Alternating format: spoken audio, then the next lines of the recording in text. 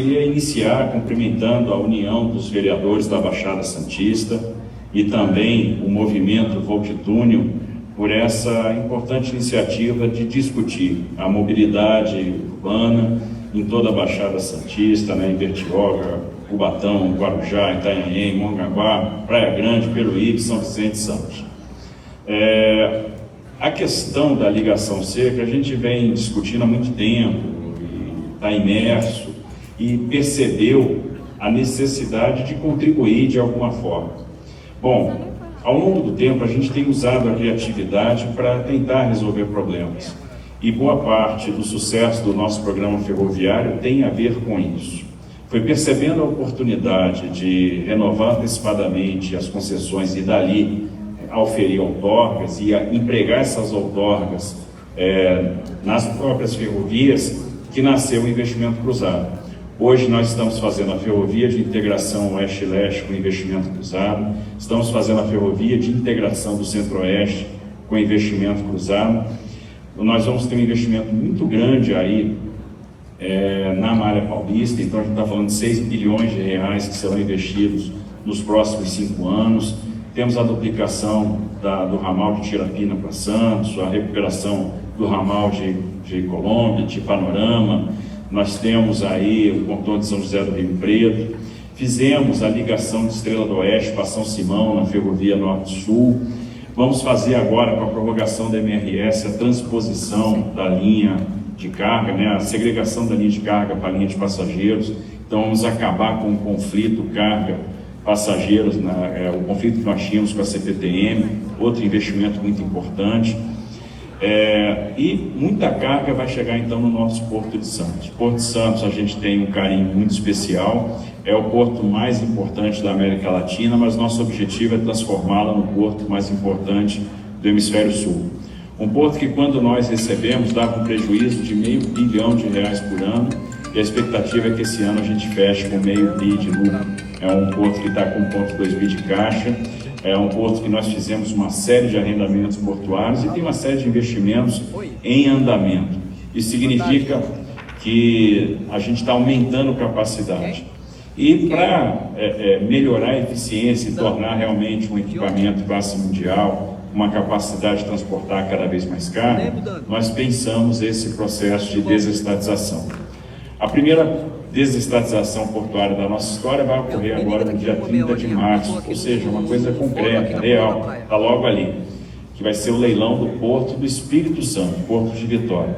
E era necessário começar por um porto menor para entender o tamanho do desafio regulatório, né? Como garantir a competitividade, como garantir, por exemplo, o direito daqueles arrendatários, garantir a segurança jurídica para aqueles que já têm contrato de operação portuária, como garantir também que um operador, uma vez no capital dessa nova companhia que vai surgir, não vai utilizar o seu poder financeiro em detrimento dos demais, ou seja, prejudicando o ambiente concorrencial. Então essas questões estão sendo equacionadas. E como fazer uma carga muito grande de investimento?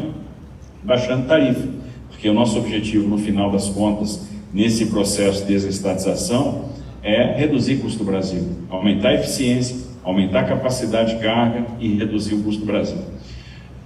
Modelamos a desestatização de Santos, que tem estado em debate com a sociedade. A gente está vivendo aí a audiência pública, que é o momento de contribuir. A gente está falando aí na desestatização de algo em torno de 19 bi neste projeto. A gente está falando no aprofundamento do canal de 15 para 17 metros, né? Então um investimento muito importante na manutenção e no aprofundamento. Isso vai permitir a operação de embarcações de 366, de 400 metros. Nós vamos, isso combinado com o leilão do terminal de contêineres que nós vamos fazer, que é o STS-10, que vai aumentar muito a capacidade de movimentação de contêineres no Porto de Santos. Isso também está aderente a outro braço da política pública, que foi a aprovação do marco da cabotagem. E agora, a gente tem aí uma grande oportunidade de resolver um grande problema da Baixada, que é justamente essa ligação seca Santos-Guarujá. Assim como a gente utilizou a outorga das ferrovias para fazer mais ferrovias, para aumentar a capacidade ferroviária, assim como a gente usou a outorga de ferrovia para fazer investimento cruzado, para construir ferrovia de integração do Centro-Oeste, para construir ferrovia de integração Oeste-Leste, ou ramal Cariacica-Anchieta, por que não usar a outorga do porto, a outorga que vai ser gerada com a venda do porto, para viabilizar projetos de mobilidade? Ou seja, o Porto de Santos tem uma potência financeira enorme e nós não temos aí um desafio técnico. Fazer um túnel Santos-Guarujá é algum desafio novo de engenharia? Não, a tecnologia é absolutamente conhecida. O desafio era a de estruturação financeira, como estruturar um projeto deste porte financeiramente. Bom, a gente primeiro se deparava com a seguinte situação: vamos fazer uma ponte ou vamos fazer o túnel? Bom, a questão da ponte tinha um problema, né, de ela atravessar o porto na bacia de evolução, na área de manobra dos terminais de contêineres. Mas o segundo ponto, que eu acho que é o mais importante, é que o financiamento dessa ponte ia ser feito por meio de prorrogação do contrato da época. Nós já temos lá um problema de tarifa elevada. Nós, na questão das concessões rodoviárias, optamos por não fazer prorrogações de contratos de concessão da década de 90. São contratos que foram feitos numa época onde a gente não tinha trilhado um aprendizado, não tínhamos ainda o conhecimento, havia muito mais incerteza macroeconômica. Então foram projetos que foram modelados com taxas de retorno muito altas, e se a gente fizesse essa prorrogação, fatalmente teríamos menos investimento e tarifas mais elevadas. Resolvemos fazer novas licitações, isso proporcionou redução de tarifa com um volume muito grande de investimento. Olha o que aconteceu, por exemplo, na rodovia Presidente Dutra. Então, tecnicamente, parece adequado não fazer essas prorrogações de contrato. Então, a gente precisava buscar uma solução diferente para essa travessia seca. Então, primeiro, que desse mais segurança à navegação e que, do ponto de vista de financiabilidade, fosse melhor, do ponto de vista de custo do Brasil, fosse melhor. E aí vem realmente a possibilidade da gente fazer o túnel. Então, tecnicamente, não tem dificuldade. A gente tem tecnologia para fazer o túnel, né? Para construir o túnel, para operar o túnel. A dificuldade, então, passava a ser a financiabilidade. A financiabilidade ela é resolvida com esse processo de desestatização do Porto de Santos. Então, nós vamos usar outorga devida pela venda do porto para viabilizar esse projeto do túnel. Não só esse projeto do túnel, nós temos aí 3 projetos que eu considero importantes. Tem o viaduto da Lamoa, nós vamos também, com a outorga, fazer a ligação São Vicente-Santos, né, o túnel do Maciço, que é outra reivindicação importante, cria mais uma rota de deslocamento que vai ajudar o porto, que desobstrui o trânsito aí da Baixada, e nós vamos fazer, por meio dessa desestatização de Santos, essa ligação seca Santos-Guarujá. Bom, tínhamos outro desafio. Como é que vai funcionar isso? Resolvemos modelar uma concessão. Essa concessão ela foi qualificada em dezembro último no Programa de Parceria de Investimentos. Então, isso significa que essa ligação seca ganha um status de prioridade nacional, né, e esse processo aí vai ser conduzido pelo Ministério da Infraestrutura. Iniciamos esse trabalho de modelagem, a iniciativa privada tem nos ajudado com os estudos, e aí algumas decisões precisavam ser tomadas. A gente coloca isso já na licitação do porto, e a decisão foi não colocar. Por quê? Se a gente cria essa servidão, a obrigação de fazer a operação do túnel junto com a operação portuária, talvez a gente afastasse bons operadores portuários que têm interesse no Porto de Santos, mas não querem fazer uma operação em uma obra rodoviária. Então, vamos segregar esses leilões de concessão. Vamos fazer uma concessão do porto e vamos fazer a concessão do túnel. Alguma dificuldade em fazer a concessão do túnel? Não. Teremos grupos interessados na concessão do túnel? Teremos. O que pega para a concessão do túnel ficar de pé? O valor presente líquido do projeto. É um projeto que tem valor presente líquido negativo. Como é que a gente resolve isso? Aí sim, o concessionário que vencer o leilão do Porto de Santos vai colocar o dinheiro, vai pagar a sua outorga, garantindo então que a gente arrume esse valor presente líquido do projeto do túnel. Ou seja, eu vou ter um operador rodoviário operando o túnel, mas a contrapartida, né, vamos dizer, o aporte financeiro virá do operador portuário, virá do vencedor do leilão do Porto de Santos. Como o Porto de Santos tem muita potência financeira, comporta tranquilamente esse investimento. Então, uma parcela da outorga será viaduto da Lamoa, uma parcela da outorga será o túnel do Maciço, a ligação Santos-São Vicente. Uma parcela da outorga vai financiar essa ligação seca Santos-Guarujá. Então eu vou ter um concessionário rodoviário que vai fazer lá o túnel com as suas pistas de ida, de volta, com a linha do VLT, com a ciclofaixa, e a saúde financeira desse projeto é garantida pela outorga do Porto de Santos. Então a gente vai oferir e vai aportar o necessário para zerar o valor presente líquido negativo que nós teríamos nessa modelagem. Ou seja, isso vai ser feito garantindo todo o investimento necessário para ter uma grande operação no Porto de Santos. Então, é um porto que vai sair de 160 milhões de toneladas para 290 milhões de toneladas nos próximos anos, vai se transformar no maior porto do Hemisfério Sul, a gente vai aumentar muito em termos de movimentação de carga, vai aumentar muito a geração de oportunidade, teremos investimentos de revitalização daqueles armazéns que estão ali abandonados, que dão um aspecto ruim para a cidade, o novo terminal de passageiros com mais berços, e isso também vai incrementar o turismo, e tudo isso vai ser feito com redução de tarifa portuária. Então a modelagem, ela conseguiu capturar esses ganhos, a gente consegue transformar isso em realidade, ou seja, uma carga muito grande de investimentos, né? A gente está falando dos 19 bi, muito investimento em acesso terrestre e marítimo, né? Investimento também em estrutura de cais público, investimento na reconfiguração do terminal de passageiros e, ao mesmo tempo, a outorga, que é possante aí, é uma outorga muito significativa, ela vira investimentos em mobilidade. Eu tenho certeza que isso vai ao encontro aí da União dos Vereadores da Baixada Santista, que está conduzindo essa grande discussão, vai ao encontro do movimento Voo de Túnel, vai ao encontro, né, a aspiração que toda a Baixada Santista tem. Conversando, né, outro dia na Associação Comercial de Santos, as pessoas me relatavam que há recorte de jornal, isso é discutido desde o início da década de 70, talvez até um pouco antes, mas pelo menos há 50 anos que se fala nessa ligação seca Santos-Guarujá. E a gente sabe da importância disso para a mobilidade urbana, para a mobilidade das pessoas, né, para a redução do tempo de viagem, com aumento de segurança, e é possível fazer isso sem comprometer a operação portuária. Então é exatamente isso que a gente tem interesse em fazer.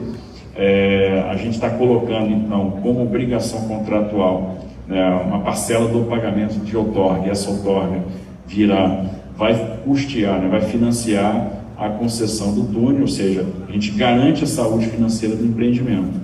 E, tecnicamente, é algo que já é dominado pela engenharia.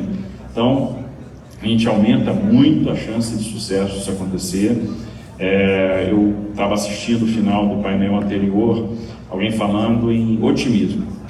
Eu sou otimista por natureza, então não há razão para acreditar que isso não vai acontecer, vai ficar na promessa ou jamais ocorrerá. Pelo contrário, eu acho que agora a gente tem um veículo interessante e a gente vai, como a gente tem feito em outros projetos aí pelo Brasil, né? E é por isso que a gente aí está desenvolvendo muito o setor ferroviário, nós fizemos várias concessões, é por isso que a gente está trazendo tanto investimento privado para a nossa infraestrutura, e nós vamos ter a transformação no Brasil aí no grande canteiro de obra nos próximos anos. Aproveitar a oportunidade é fundamental, usar a criatividade é fundamental, e aí o financiamento do túnel vai sair justamente da desestatização do Porto de Santos. Essa desestatização está andando super bem, nós estamos agora encerrando esse processo de debate com a sociedade, já incorporamos todos os aprendizados do primeiro processo, que foi do Porto de Vitória, que irá a leilão no dia 30 de março, acho que vale a pena acompanhar o resultado desse leilão, mas seguramente aí será um sucesso, será bem sucedido, a gente está com uma expectativa muito boa com relação a isso, E Santos, obviamente, já chamou a atenção do mercado. A gente teve a oportunidade de, recentemente, fazer roadshow no exterior, e Santos foi um dos objetos de discussão mais frequente. A gente ali gastou algumas horas com alguns players internacionais de peso, alguns grandes fundos, alguns grandes operadores, explicando a modelagem de Santos.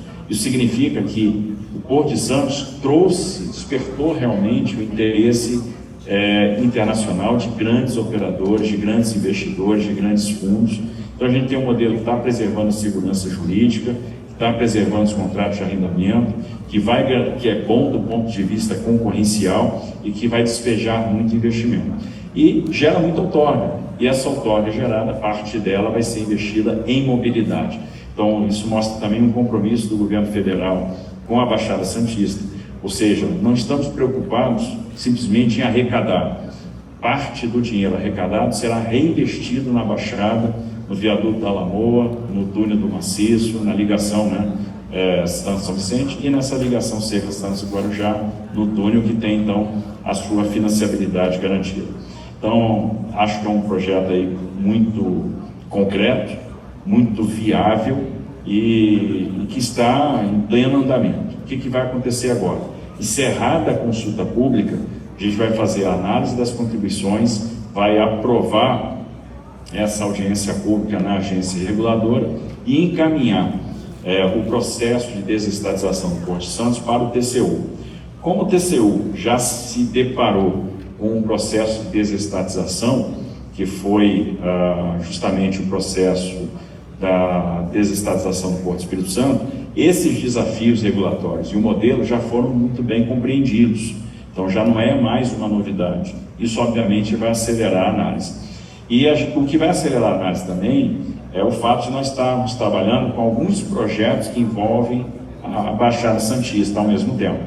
Na prorrogação da MRS, que está na reta final agora no TCU, e a área técnica, inclusive, já se posicionou, já colocou seu parecer, e hoje o projeto está no gabinete do ministro relator, a gente discutiu a ferradura, muito importante. E a gente já tem lá no TCU a discussão sobre a ferrovia interna do Porto de Santos, que é outra novidade, onde a gente transforma a Portofé num pool, num consórcio aí, de operadores ferroviários, e no final das contas a gente vai ter aí uma nova lógica de operação, uma nova lógica de investimento e uma nova lógica de tarifa.